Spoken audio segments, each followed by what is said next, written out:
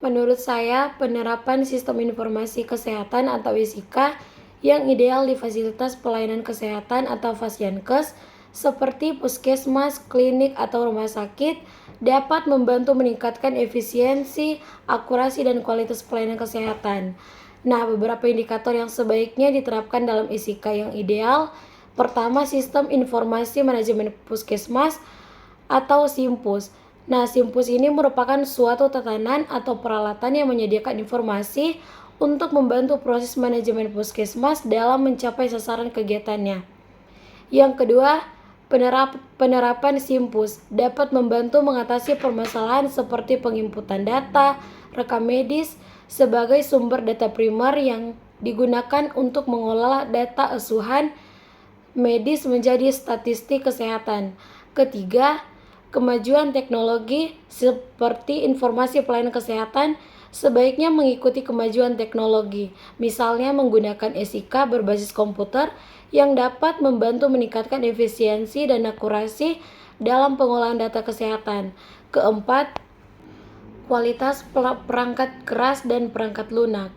Fasyankes sebaiknya memiliki kualitas perangkat keras seperti komputer, jaringan, dan lain-lain, dan perangkat lunak atau aplikasi, basis data, dan lain-lain yang memadai untuk mendukung penerapan SIK.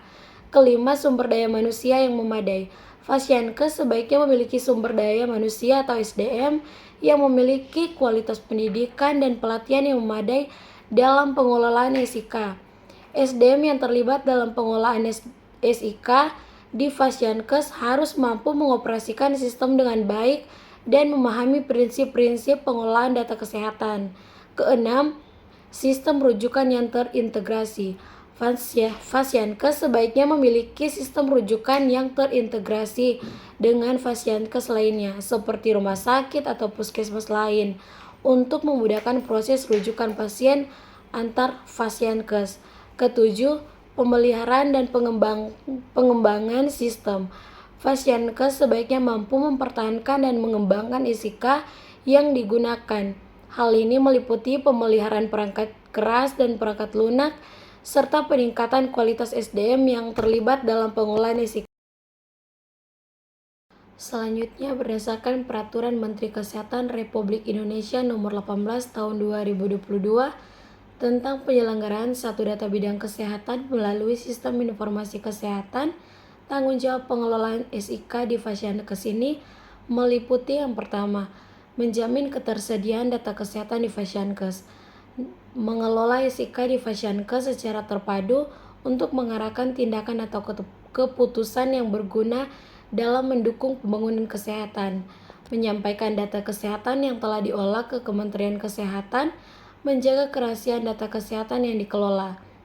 Nah, selain itu, pengelola SIK di Fasyankes juga bertanggung jawab dalam pelaksanaan pengembangan SIK di Fasyankes, seperti pengoperasian sistem elektronik, rekam medik, dan pengembangan perangkat lunak.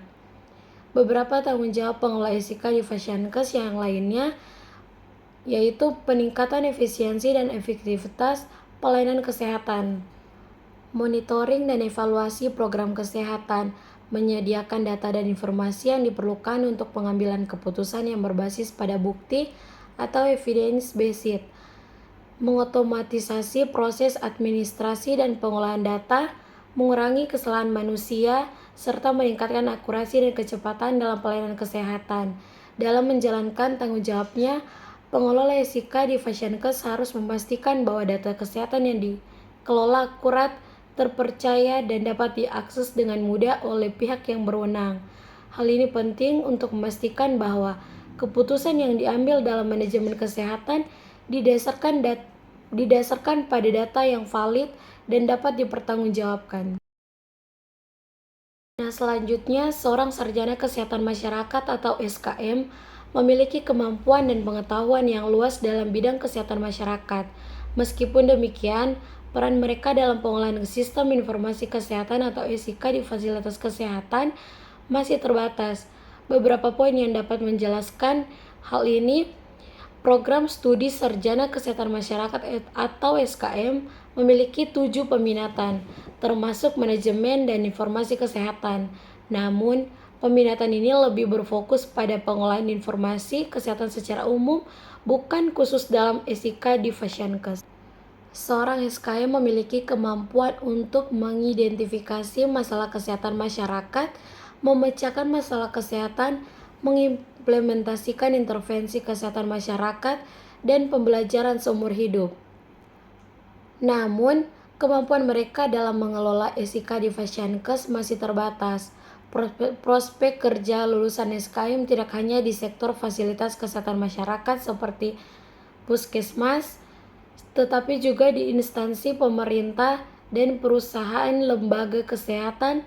Ketiga, perusahaan penelitian kesehatan, konsultas kesehatan, penyuluhan kesehatan, social worker, ahli gizi, pengendali mutu produk dan kesehatan, research and development, tenaga pendidik, dan wira swasta.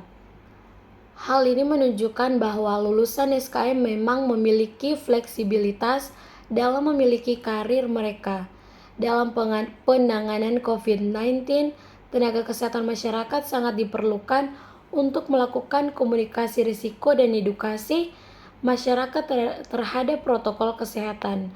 Namun demikian, peran mereka dalam pengolahan SIK di Fasiankes masih terbatas.